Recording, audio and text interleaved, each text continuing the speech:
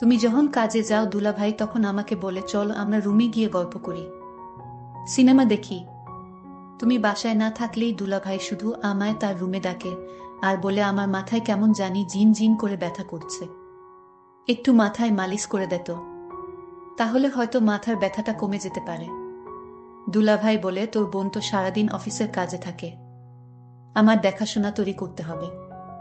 11 বছরের ছোট বোনের মুখে এমন কথা শুনে থমকে দাঁড়ায় মিতু। বোনকে কাছে টেনে নিয়ে মাথায় হাত বুলিয়ে জিজ্ঞাসা করে, হ্যাঁ না বই না আমার, কি কও এইসব? উনি তোমার ভাইয়ের মতো, তোমারে অনেক স্নেহ করে। হেই দিন তুমি কাজে যাওয়ার পর দুলাভাই আমারে কইল হেনা পানি দে। আমি পানি নিয়ে যাইতেই আমাকে বলল, তোরে অনেক টাকা দিন, তুই স্কুলে গিয়ে ফুচকা খাবি, বন্ধুদের নিয়ে ঘুরতে পারবি, তুই শুধু আমার একটা কথা রাখবি। দুলভাই কি বলতে চায় তা না শুনেই আমি চলে এলাম। মিতু চমকে উঠল, কি শুনছে ছোট বোনের মুখে এইসব? একমাত্র ছোট বোন হেনা, বাবা মা ছোট থাকতেই মারা যায়। বাসায় বাসায় কাজ করে দুজনের পেট চালাতো মিতু। একদিন শাকিলের সাথে পরিচয়।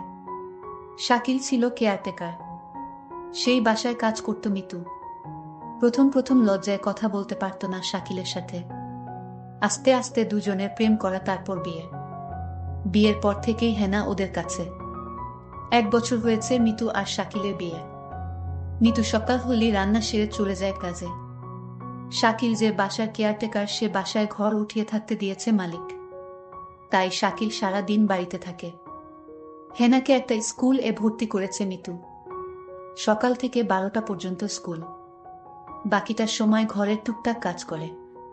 হেনা দেখতে চমৎকার, কিন্তু মিতু দেখতে তেমন সুন্দর ছিল না। তাছাড়া বাকিটা দুই বোনের একরকম দেখতে। কিন্তু ইদানিং হেনা একটু বেড়ে উঠেছে, 12 বছরে পা দিয়েছে সেদিন। শাকিল দিন দিন হেনার দিকে অন্যরকম দৃষ্টিতে চেয়ে থাকে, যেটা হেনা পছন্দ করত না। মিতু কাজে গেলেই এটা ওটার বাহানায় রুমে ডাকে হেনাকে শাকিল। হেনাকে দিয়ে শাকিল তার সুকেসের চাবি দিয়ে বলে, তুই সুকেস থেকে আমার হিসেবের খাতাটা এনে দে তো। মাঝে মাঝে বলতো, দেখ হিসাব করতে করতে আমার মাথা ব্যথা শুরু হয়ে গেছে, একটু মাথাটা ম্যাসাজ করে দে, তাহলে ব্যথাটা হয়তো কমে যাবে। দুলাভাই আমার কপালে হাত দিয়ে বলল, তোর শরীর এত গরম কেন? দেহি দেহি কাছে আয়, তোর জ্বর আইলো নাকি? হেনা বলল, না শরীরের জ্বর নেই, গরমের যে তাপমাত্রা পড়ছে এমনই শরীর গরম থাকে। হেনা তার দুলাভাইয়ের বাহানা বুঝতে পারে, তাই তো কিছু না বলে দৌড়াতে দৌড়াতে বাইরে চলে আসে, অপেক্ষা করে বুবুর জন্য। কাজ থেকে সবেমাত্র এসেছে মিতু। মিতু আসতেই হেনা তার বুবুর কাছে এসে কান্না করে বলল, আমি তোমার সাথেও কাজে যাব, আমি বাড়িতে একা একা থাকবো না। চোট বেনের এসব কথা শুনে মনটা এক অজানায় ছটফট করছে। কি করবে এখন মিতু? হেনার যে মিতু ছাড়া কেউ নেই। এমন সময় শাকিল ঘরে এলো। এসেই মিতুকে দেখে বলল, মিতু তুমি আইছো? হেনার গায়ে জ্বর দেখলাম, তুমি দেহ তো মায়াডার কি হইল? জ্বর হইলে ওরে ডাক্তারের কাছে নিতে হইব। মিতু শাকিলের এমন কথা শুনে একটু অবাক হলো। কই, শাকিলের কথায় তো কোনো খারাপ কিছু নেই, তাইলে কি হেনা ছোট মানুষ হইয়া ভুল কিছু কইল?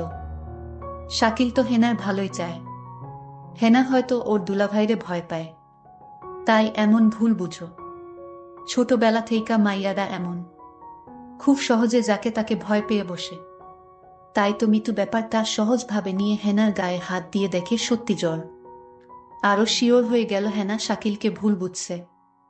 হেনাকে মিতু বলল, হেনা তোর গায়ে তো সত্যি জ্বর, চল তোরে ওষুধ আয়না দেই। এই বলেই মিতু হেনাকে নিয়ে ডক্টর দেখাতে চলে গেল। শাকিল মিটমিট করে হেসে দিয়ে বলল, হেনা তুই যতই আমার নামে নাসিল করস, তোরে আমি একদিন সত্যি সত্যি। যেতে যেতে মিতু হেনাকে বলল, হেনা তুই মানুষটার নামে এমন মিছা কথা কইতে পারলি? তোর কত খেয়াল রাখে দেখছস। হেনা বলল, বুবু তুমি আমার কথা বিশ্বাস করো, দুলাভাই আমারে খালি তার রুমে ডাকে আর কি জানি বলতে চায়, কিন্তু বলতেও পারে না। আরে তোর দুলাভাই তোর ভালো চায়, আর এই জন্য তোকে চোখে চোখে রাখে। বোকা মেয়ে, কিছুই বুঝিস না। মিতু ছোট্ট হেনাকে বুঝিয়ে বলল, শাকিল একেবারে সাধাসিধে, ভুলটা হেনার। আমি মিতুকে বললাম, বুবু যেদিন কিছু একটা হবে সেদিন আমার কথা বিশ্বাস করবে, তার আগে নয়। বুবু আমায় জারি দিয়ে বলল, বাদ দে এসব কথা, এখন ডাক্তার দেখাবো। ডাক্তার বলল হেনার শরীরে জ্বর, আর তাই তাকে ভালো ওষুধ খাওয়াতে হবে। হেনার জন্য ওষুধ নিয়ে বাসায় চলে আসলাম। হেনার সমস্ত ওষুধের খরচ শাকিল দিল। আমি হেনাকে বললাম, হেনা দেখছিস আমাদের কত কেয়ার করে তোর দুলাভাই। ওষুধের সমস্ত খরচ শাকিল দিয়ে দিল। বুবু আমার মনের কথাটা বুঝল না। বুবু, তুমি শুধু শাকিল ভাইয়ের উপরের দিকটাই দেখলে, ভিতরের রূপটা দেখলে না। রাতে খাওয়া দাওয়া শেষ করে হেনা শুয়ে পড়ল। আমি হেনাকে বললাম, কিরে হেনা, তুই ওষুধ খেলি না? ওষুধ না খেলে তোর জ্বর ভালো হবে না, তুই দিন দিন অসুস্থ হয়ে যাবে। বুবু, আমার গায়ে জ্বর নেই, আমি ওষুধ খাবো না, আমি সুস্থ আছি। কি বলছিস পাগলি মেয়ে? ডাক্তার বলল জ্বর আছে, আর সে বলছে জ্বর নেই। বুবুর জুড়াজুড়িতে আমি জ্বরের ওষুধটা খেয়ে নিলাম। আমার কিছুই করার ছিল না। আমি জানতাম আমি যদি বুবুর কথা না শুনি বুবু অনেক কষ্ট পাবে, কারণ এই পৃথিবীতে বুবুর আমি ছাড়া আর কেউ নাই। আর তাই আমি বুবুকে কষ্ট দিতে চাই না। কিন্তু বুবু আমার একটা কথা কোনোভাবেই বিশ্বাস করছে না। কিন্তু বুবু বিশ্বাস করবে সেই দিন, যেদিন আমার একটা কিছু হবে, তার আগে না। কিছুদিন পর বুবুর অফিস বন্ধ দিয়েছিল 1 সপ্তাহ। সারাদিন বুবু বাড়িতে থাকতো। আমি স্কুলে যেতাম আর 12টা বাজে চলে আসতাম। কিন্তু বুবু এই 1 সপ্তাহ বাড়িতে থাকাতে শাকিল ভাই কেমন জানি হয়ে গেছে। দুলাভাই মেজাজ দেখি কিটকিটে হয়ে গেছে। আমার মনে হয় বুবু বাড়িতে থাকায় দুলাভাই এটা কিছুতেই সহ্য করতে পারছে না। পরদিন আমি স্কুল থেকে ফিরলাম, রৌদ্র দিয়ে আসলাম, শরীর গরমে মনে হয় পুড়ে যাচ্ছে। দুলাভাই তখন আমার কপালে হাত দিয়ে বলল, সর্বনাশ, মেয়েটা তো আজ জ্বরে পুড়ে যাচ্ছে, তাড়াতাড়ি চলো ডাক্তারের কাছে নিয়ে যাই। বুবু তখন বলল, তুমি হেনাকে নিয়ে ডাক্তার দেখিয়ে আসো, আমি বাড়ির রান্না ভাড়ার কাজটা সেরে নেই। হেনা তখন আমায় বলল, বুবু আমার জ্বর হয়নি, আমি ডাক্তারের কাছে যাব না। বুবু, তুমি কেন বুঝ না আমার কথা? দুলভাই শুধু অয়থায় ডাক্তারের কাছে আমায় নিয়ে যায়। আমার শরীরে জ্বর নেই। বুবু, আমি ডাক্তারের কাছে যাব না। দুলাভাই বলল, আচ্ছা তুমি যখন যেতে চাচ্ছ না, তাহলে আমি গিয়ে ওষুধ নিয়ে আসি। বুবু বলল, দেখছিস তোর দুলাভাই কত ভালো, তোর একটু সমস্যা হলেই তোর জন্য কত কিছু করে। আজকাল এমন মানুষ পাওয়া বড়ই কঠিন। হ্যাঁ না বুবু, তুমি দুলাভাইকে চিনতে পারোনি। তুমি মানুষটার সাথে সংসার করছো, অথচ তার মন মানসিকতা সম্পর্কে তোমার ধারণা নেই। বুবু, বুবু, দুলাভাই তোমার সামনে আমার সাথে ভালো আচরণ করে। চুপ কর, তোর দুই ভাইয়ের নামে কোনো বদনাম করবি না। আমি বুবুর কথা শুনে অবাক হলাম আর মনে মনে বললাম, বুঝবে বুবু, বুঝবে। সময় হারিয়ে সবই বুঝবে। আমার কথার কোনো মূল্য তুমি আজ দিচ্ছ না। পরদিন বুবু হঠাৎ অসুস্থ হয়ে পড়ে বিছানা থেকে উঠতে পারছে না। শরীরের একটু শক্তি নেই। বুবুর শরীরের প্রচণ্ড জ্বর চলে আসছে। দুলাভাই বুবুর অসুস্থতা দেখেও বলছে, আমার আজ একটা জরুরি কাজ আছে বাহিরে, আমার আসতে একটু লেট হবে। দুলাভাইকে বললাম, বুবুর গায়ে তো জ্বর আসছে, বুবুকে ডাক্তারের কাছে নিয়ে যেতে হবে। দুলাভাই বলল, তুই একটু নিয়ে যা, আমি আজ যেতে পারবো না, কারণ আজ আমার জরুরি কাজ আছে। আমি বুবুকে বললাম, বুবু দেখলে আজ তুমি অসুস্থ, তাই তোমাকে ডাক্তার দেখাতে নিয়ে গেল না। আজ যদি আমি অসুস্থ হতাম তাহলে দেখতে কত দরদ দেখাতো। বুবু আমার কথা শুনে কিছুটা আমার কথা বিশ্বাস আসলো। বুবু তখন মনে মনে বলল, ঠিক আছে, শাকিলের মতলব সম্পর্কে আমার জানতে হবে। শাকিল কি আসলে সে উপরে উপরে ভালো, নাকি সত্যি শাকিল একজন ভালো মানুষ? রাতে শাকিল ঘরে ফিরল, ডাইনিং টেবিলে খাবার ছিল। সে নিজ হাতে খাবার খেয়ে সোজা ঘুমিয়ে গেল। আমি আশ্চর্য হয়ে গেলাম। আমার খুব কষ্ট হচ্ছিল। শাকিল আমায় অসুস্থ দেখে গেল, অথচ একবারও জিজ্ঞেস করল না, তোমার কি জ্বর কমেছে? শাকিল জানি কেমন হয়ে গেছে, অথচ গতকাল আমার বোনের জ্বর আসলো, তার প্রতি সে কত না কেয়ার দেখালো। এসব চিন্তা করতে করতে আমার রাতে ঘুম হচ্ছিল না। আমি সারা রাত ঘুমাতে পারিনি। তাহলে আমার চোট বোনটা যা বলল তা কি সত্যি বলেছে? না, এ হতে পারে না। সকালে ঘুম থেকে উঠে দেখি শাকিল নাস্তা না করে চলে গেছে। আমি তাকে ফোন করছিলাম, সে ফোন ধরে বলল, আমি একটা কাজে আছি, আমি তোমায় পরে কল দিচ্ছি।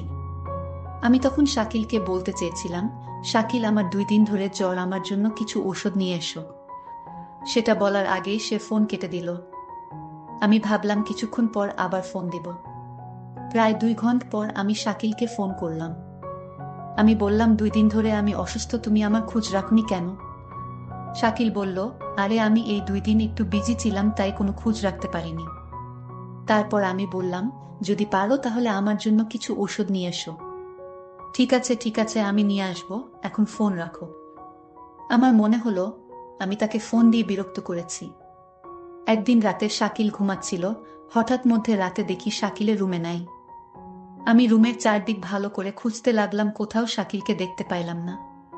তারপর দরজা খুলে রুম থেকে বের হয়ে দেখলাম হেনার দরজার কাছে গিয়ে হেনাকে ডাকছে। আমি বললাম, শাকিল তুমি হেনাকে ডাকছো কেন? শাকিল আমাকে দেখে চমকে গেল। শাকিল বলল, আর বলো না, হেনার ঘরে আমার ল্যাপটপটা রাখা ছিল, তাই হেনাকে ডাকছি। কারণ ল্যাপটপে অনেক হিসাব পড়ে রয়েছে, তা আজ রাতে শেষ করে অফিসে জমা দিতে হবে। শাকিল তুমি আমার সাথে মিথ্যা বলো না। আমি জানি তুমি জব করো না, আর তাহলে তোমার অফিসে কিসের কাজ? মিতু তুমি আমার মুখের উপর তর্ক করো না। আমি যা বলছি তাই সত্যি, আমি নতুন একটা অফিসে জব নিয়েছি। আমি তার সাথে আর কথা বাড়ালাম না। শাকিলের প্রতি আমার সন্দেহর মাত্রাটা বেড়ে চলল। এখন শাকিলকে আমার তেমন বিশ্বাস হয় না। কখন কি করে বসে তার কোনো ঠিক নেই। আমি শাকিলকে বললাম, যেহেতু তুমি একটা চাকরি পেয়েছ, তাহলে আমার আর কাজের দরকার কি? আমি না হয় বাসায় থাকলাম, তুমি চাকরি করো। শাকিল তখন আমায় ধমকে সুরে বলল, তোমার যে বোন রয়েছে তার লেখাপড়ার খরচ কি আমি দিব? তুমি তোমার কাজ করো, আমি আমার কাজ করি। শাকিলের কথা শুনে বুঝতে পারলাম তার আসল চেহারাটা বের হয়ে আসছে ধীরে ধীরে। আমি বললাম, ঠিক আছে শাকিল, তোমার কোনো চাকরি করতে হবে না, আমি তো আছি। দেখলাম শাকিল অনেক খুশি হয়ে গেল। পরদিন আমি কাজে চলে গেলাম। বাড়িতে হেনা আর শাকিল। আমার এই দিন কাজে কিছুতেই মন বসছিল না, কারণ আমার খুব চিন্তা হচ্ছিল আমার বোনটাকে নিয়ে। আমি যেখানে কাজ করতাম সেই মালিককে বললাম, আজ আমায় একটু আগে ছুটি দিয়ে দেন, আমার বাসায় একটু সমস্যা। মালিক বলল, ঠিক আছে, আজ তোমাকে আগে ছুটি দিয়ে দিব। কোনরকম অফিসের সময়টা গেল। আমার ডিউটি হচ্ছে সকাল 8টা থেকে রাত 8টা, কিন্তু আজ আমি বিকাল 4টায় ছুটি নিয়ে বাসায় চলে আসলাম। বাসায় এসে দেখি বাড়িতে কেউ নাই, একদম নিবিড়। আমি হেনাকে ডাকছি, হেনা কোথায় তুই? আবার শাকিলকে ডাকছি, শাকিল কোথায় তুমি? আমি কারো সারা শব্দ পেলাম না। সমস্ত বাড়ি খুঁজছিলাম, কাউকে দেখতে পাচ্ছিলাম না। শুধু একটা জায়গা বাকি ছিল, আর সেই জায়গাটা হলো বাথরুম। আমি বাথরুমের দিকে গেলাম, গিয়ে যা দেখলাম তা দেখে আমার মনে হচ্ছিল আমার দম আটকে গেল। আমি দেখলাম হেনা একপাশে পড়ে আছে। আমি দৌড়ে কাছে গিয়ে হেনাকে ডাকলাম, হেনা বোন আমার, তোর কি হয়েছে? হেনার কোনো সারা শব্দ নেই। চিৎকার করে হেনাকে ডাকছি, এই হেনা, উঠ, তোর কি হয়েছে বোন? আমি কথা দিচ্ছি আমি আর কোনোদিন তোরে বাসায় একা রেখে কাজে যাব না। লক্ষ্মী বোন আমার, তুই উঠ, আমার সাথে রাগ করিস না। হেনার মুখ দিয়ে কোনো কথাই বের হচ্ছিল না। একটা সময় বুঝতে পারলাম হেনা আর নেই। হেনা আমার সাথে অভিমান করে চলে গেছে। হেনা মরে গেছে। আমি কাঁদছিলাম আর বলছিলাম, হেনা বোন আমার, তুই একবার উঠেই যে, আমি কথা দিচ্ছি এখনই তোকে নিয়ে অন্য কোথাও চলে যাব। হেনা আমার কথা শুনছিল না। শুনবে কি করে, সে তো মরে গেছে। আমি হেনার হাতে একটা চিঠি দেখতে পেলাম। চিঠিটা তার হাত থেকে নিয়ে খুলে দেখলাম। চিঠিতে লেখা ছিল, বুবু তুমি আমার কথা বিশ্বাস করছিলে না, আমি অনেক কষ্ট নিয়ে দুনিয়া থেকে চলে গেলাম। এর কারণ হলো আমার দুলাভাই। বুবু তুমি আমাকে ক্ষমা করে দিও। আর তোমার প্রতি একটা অনুরোধ, তুমি শাকিলকে ছেড়ে চলে যেও, তা না হলে আমার আত্মা শান্তি পাবে না। আমার আর বুঝতে বাকি রইল না কেন হেনা দুনিয়া ছাড়ল। কি ঘটেছিল? আমার বোন ঠিকই বলেছিল, বুবু তুমি সময় হারিয়ে সব বুঝবে। আজ আমার বোনের কথার ফল আমি পেয়ে গেলাম, কিন্তু আমি এর শেষ দেখে ছাড়ব। আমি শাকিলকে খুঁজতে লাগলাম। আমি শাকিলকে কোথাও খুঁজে পাচ্ছিলাম না। তারপর আমার বোনের হাতের চিঠি দিয়ে শাকিলের নামে মামলা করলাম। শাকিলের সারা জীবনের জেল হয়ে গেল। বন্ধুরা, আমি কষ্ট করে তোমাদের জন্য গল্প তৈরি করি। যদি গল্পটি ভালো লাগে তাহলে ভিডিওতে একটি লাইক করে পাশে থাকবেন। আর এরকম নতুন নতুন গল্প পেতে আমার চ্যানেলটি সাবস্ক্রাইব করে পাশে থাকবেন। ধন্যবাদ।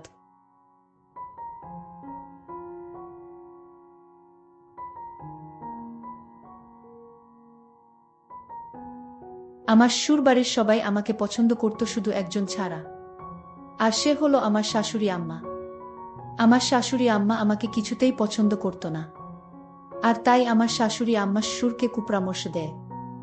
আর আমার শাশুড়ি আম্মার কথায় আমাকে একদিন বাথরুমে নিয়ে আমার সাথে। বাকিটা গল্পতেই বলছি।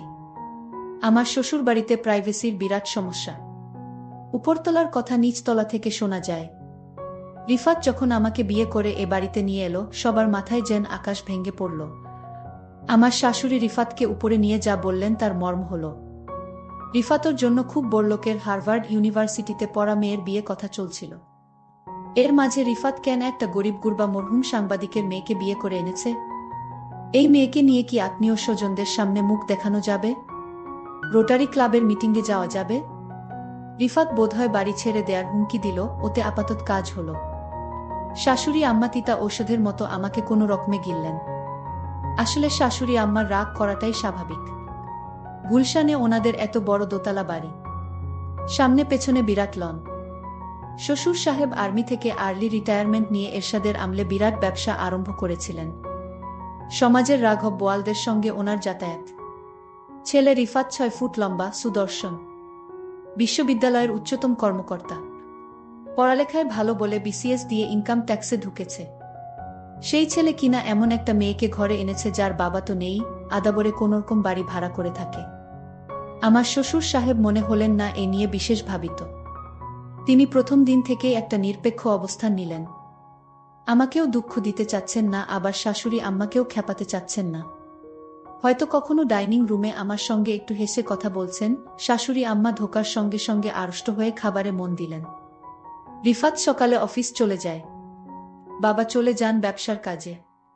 সংসারের নৌকায় অস্বস্তির ঝড়ে দুলতে থাকি আমি আর শাশুড়ি আম্মা। প্রথম 1 মাস শাশুড়ি আম্মা আমার সঙ্গে একটুও কথা বলেননি। এমনভাবে দৃষ্টি হানতেন মনে হতো আমি কোনো ডাকিনী যোগিনী, টাকার লোভে ওনার ছেলের মাথা খেয়েছি। এর মাঝে আল্লাহর বিচার, শাশুড়ি আম্মা হঠাৎ মাথা ঘুরে বাথরুমে পড়ে গেলেন। আমি গিয়ে তাড়াতাড়ি ওনাকে মেঝে থেকে টেনে ওঠালাম, কাঁধে ভর দিয়ে ওনাকে বিছানায় নিয়ে শোয়ালাম। আমি একটা গামছায় বরফ ভরে ওখানে চেপে ধরলাম। শাশুড়ি আম্মা খানদানি পরিবারের অভিজাত মহিলা। আমি স্পর্শ করামাত্রই কেমন শক্ত আর আড়ষ্ট হয়ে গেলেন। মনে হলো আমি চলে গেলেই বাঁচেন। আমি বরফ হাতে নিয়ে বললাম, আপনার অনেক কষ্ট হচ্ছে, আমি আপনারে যত্ন করি। আম্মা, খুব ব্যথা লাগছে বুঝি? শাশুড়ি আম্মা শুকনো গলায় বললেন, সুরাইয়াকে ডাকা হোক। সুরাইয়া আমাদের কাজের মেয়ে, আজ আসেনি। আমি বললাম, সুরাইয়া তো আজ আসেনি আম্মা, দারোয়ান ভাই আছে। 1 গ্লাস পানি আনা হোক। আম্মা, এভাবে প্যাসিভ ভয়েজে না বলে অ্যাক্টিভ ভয়েজে কথা বললে ভালো লাগতো। শাশুড়ি আম্মা কটমট করে তাকিয়ে বললেন, পানি আনছো না কেন? আমি পানি এনে বললাম, আমার একটা নাম আছে, টুম্পা। আপনার ছেলে বলে টুম্পুমনি। আপনার তো কোনো মেয়ে নেই, টুম্পা বলে ডাকবেন, দেখবেন মনটা ফুরফুরা লাগবে। মা কোনো জবাব দিলেন না, ধক ধক করে পানি খেয়ে পাশ ফিরে শুয়ে পড়লেন।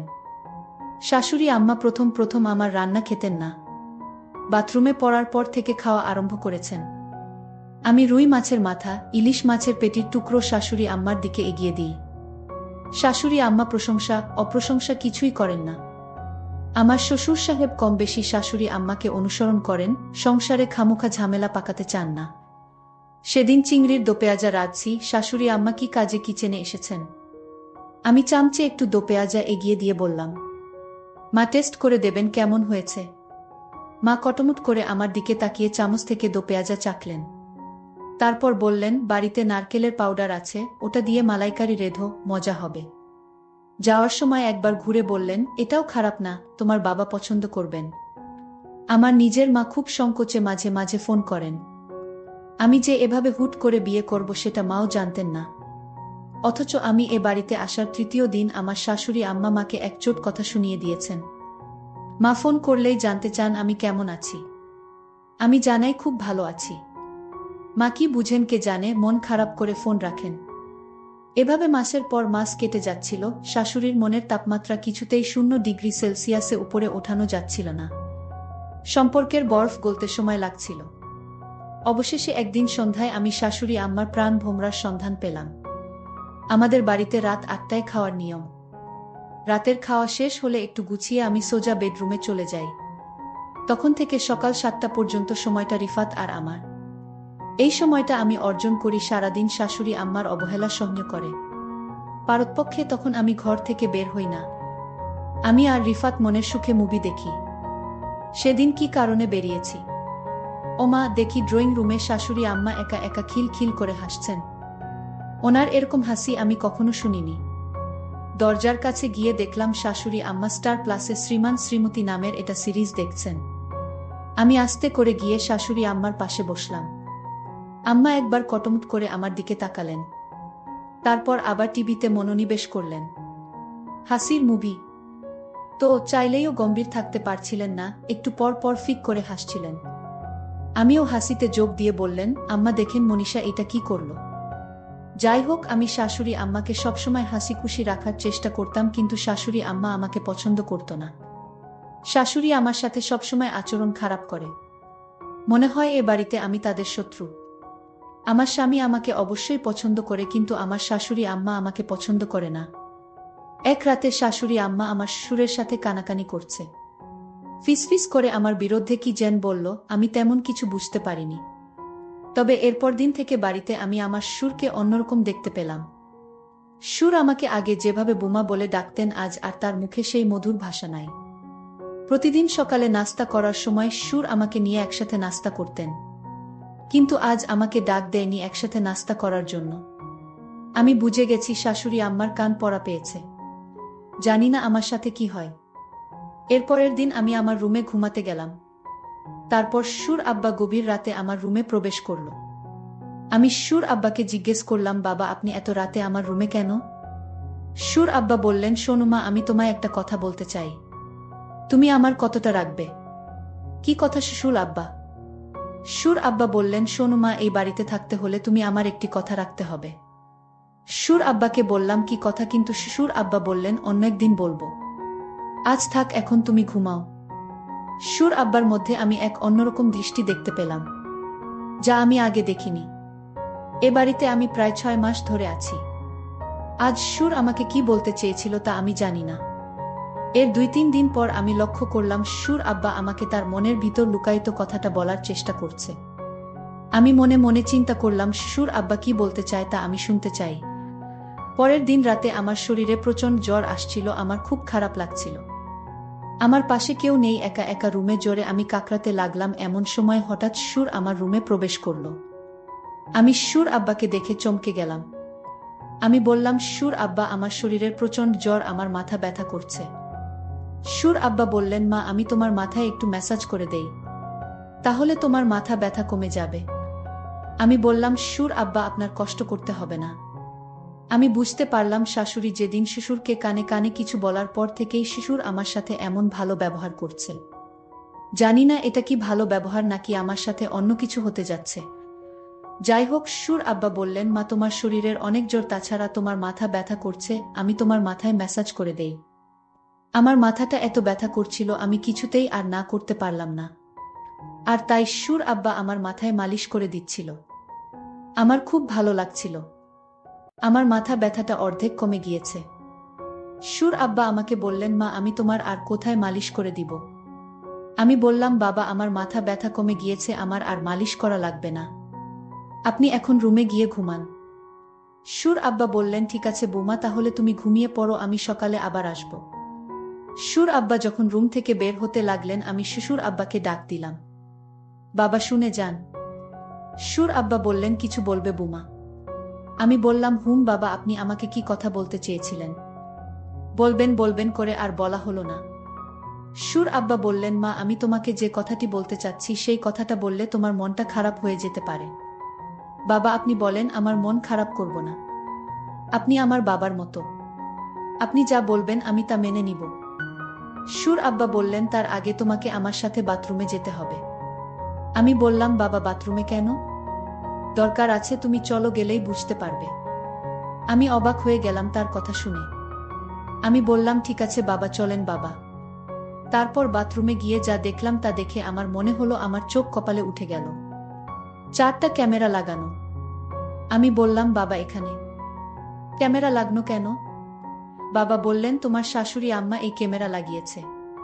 আমি জিজ্ঞেস করলাম কেন এখানে ক্যামেরা লাগানো হয়েছে। সুর আব্বা বললেন তোমাকে ব্ল্যাকমেইল করার জন্য এখানে ক্যামেরা লাগানো হয়েছে। তোমার স্নানের অনেক ভিডিও তোমার শাশুড়ি আম্মার কাছে আছে। আমি বললাম সুর আব্বা আমি যেদিন প্রথম বাথরুমে স্নান করতে এলাম সেদিন আমি এই ক্যামেরা লক্ষ্য করছিলাম, আর তারপর থেকে আমি এই বাথরুমে স্নান করি নাই। আমি এই বাড়িতে যেদিন পা রাখলাম সেদিনই বুঝতে পারলাম আমার শাশুড়ি আম্মা আমাকে এ বাড়ি থেকে তাড়ানোর জন্য আমার সাথে এমন কিছু একটা করবে। কিন্তু আমি তো আর বোকা না, আমিও সতর্ক হয়ে গেলাম। সুর আব্বা আমাকে বলল, তাহলে আমি যে ভিডিও দেখলাম সেটা কার ভিডিও? আমি বললাম, বাবা আপনি ভালো করে লক্ষ্য করে দেখেন সেটা আমি না, আপনার নিজের মেয়ের ভিডিও। বুমার কথা শুনে চমকে গেলাম। আমার মেয়ের ভিডিও আর আমি চিনি না। সুর আব্বা আমার কথা শুনে দৌড়ে শাশুড়ির রুমে গেল আর বলল, ভিডিও প্লে করো, এটা তো বুমার ভিডিও না, এটা আমাদের নিজেদের মেয়ের ভিডিও। তুমি যার ভিডিও ইন্টারনেটে ছেড়ে এ বাড়ি থেকে বের করতে চাইছো সেটা তো বুমা না, সেটা আমাদের নিজেদের মেয়ের ভিডিও। সুর আব্বার কথা শুনে চমকে গেল শাশুড়ি। আমি তখন আমার শাশুড়ি আম্মাকে বললাম, দেখুন আপনারা আমাকে যতটা বোকা ভাবছেন আমি ততটা বোকা না। আপনারা আমার মানসম্মান নষ্ট করতে চেয়েছিলেন, কিন্তু আল্লাহর কি খেলা, এখন আপনার মেয়ের মানসম্মান নষ্ট হতে চলেছে। শাশুড়ি বলল, তুমি তো অনেক চালাক মেয়ে, আমি ভেবেছিলাম তুমি বোকা, আজ দেখলাম তুমি তো অনেক পাকা একটা মেয়ে। এমন সময় আমার স্বামী আমার ঘরে এসে হাজির, আমাদের কথাগুলো শুনছিল। আমাদের কথাগুলো আমার স্বামী শুনে মাকে বললেন, মা আপনি আপনার বুমাকে এমনটা করতে চেয়েছিলেন। আপনার বুমাকে পছন্দ না হলে আমাকে বলতেন, আমি এ বাড়ি থেকে আমার স্ত্রীকে নিয়ে চলে যেতাম। তখন হুট করে শ্বশুর বলে উঠল, তোমার মা চেয়েছিল এ বাড়ি থেকে কিভাবে বুমাকে তাড়ানো যায়। তোমার মা আমাকে কানপড়া দিয়ে বলেছিল এমন কিছু তোমার স্ত্রীকে খাওয়াই যেন সে তিলে তিলে মারা যায়। আমার পক্ষে এটা করা সম্ভব হলো না, কারণ আমারও তো একটা মেয়ে আছে। আমি বুমার প্রতি এমন অত্যাচার করতে পারলাম না। বুমা যেদিন জ্বরে তরতর করছিল, মাথা ব্যথায় কাকড়াচ্ছিল, সেই দিন তার মুখখানা দেখে আমি তার মায়ে পড়ে যাই। আর সেই দিন থেকে সিদ্ধান্ত নেই, এই বাড়ি থেকে আমি বুমাকে কিছুতেই যেতে দিব না। সুর আব্বা বললেন, পরের মেয়ের ক্ষতি করতে গিয়ে এখন নিজের মেয়ের ক্ষতি হচ্ছে। সুর আমার স্বামীকে বললেন, বাবা তোকে আমি গুলশানে আরও একটা বাড়ি কিনে দিচ্ছি, তুই সেখানে বুমাকে নিয়ে চলে যা, নতুন করে সংসার শুরু কর। শাশুড়ি আম্মা তখন হাউমাউ করে কান্না করে বলল, আমার ভুল হয়ে গেছে বুমা, তুমি আমায় ক্ষমা করে দাও। আমি বললাম, মায়েরা কখনো ক্ষমা চাইতে নেই, মা আমাদের সাথে আপনিও থাকবেন এটাই আমি চাই। প্রিয় বন্ধুরা, তোমাদের কাছে গল্পটি কেমন লাগলো তা কমেন্ট করে জানাতে ভুলবে না। আর এরকম নতুন নতুন ভিডিও পেতে আমাদের চ্যানেলটিকে সাবস্ক্রাইব করে পাশে থাকবেন। ধন্যবাদ।